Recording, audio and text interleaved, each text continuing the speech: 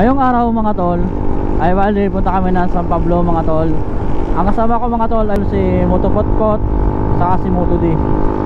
So punta kami mga tol sa San Pablo at meron bibilhin si Moto-D na motor na Rider FI katulad ng aking motor ano. So parehas kulay tapos 2022 model mga tol. So yun paano nyo na lang mga tol si Motopotpot. Visit nyo yung kanyang page mga tol, tayo kay Moto-D. So yun lang mga tol. So yung kay Moto-D motor mga tol ay nabinta niya na ano sa halagang 74,000 kanyang rider na black. Tapos ngayon bibili siya ng motor ni Moto-D na bibilhin mga tol.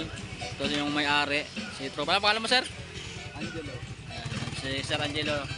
Si Moto-D. Motopotpot in the house. Ayan. So, pogi oh, bagong-bago pa mga tol. Baka hindi pa siya ano, laspag, sariwa pa. Saka 7,000 lang yung udo niya. Ang ginalaw ko Napakabago pa. So kasing kulay pala ng aking motor mga tol. Ayan. Paras lang kulay mga tol. mga tape. Kasi na-encounter 2022 model mga tol. Maraming salamat sa smooth na transaction ano, sa aking madam. So mag-asawa silang dalawa mga tol. Hey, hello po. Motopotpot. Ito yung dahilan no, para makabili ng motor si Moto-D. Ayan. Thank you. Sariwang sariwa mga tol. Ayan.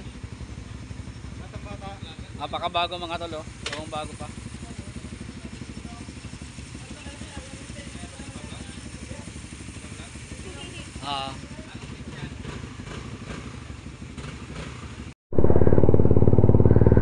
So yun, pauwi na kami mga tol.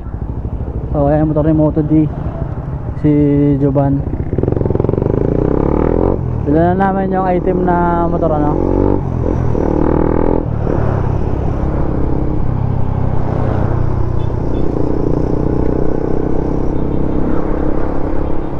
Ayos mga tol ano, bagong-bago pa yung motor ni Moto-D na nabili.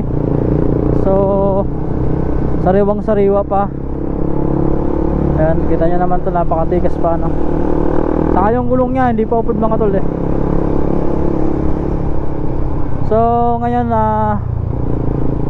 bali diretso kami ng ano sa Totomas ni Moto-D.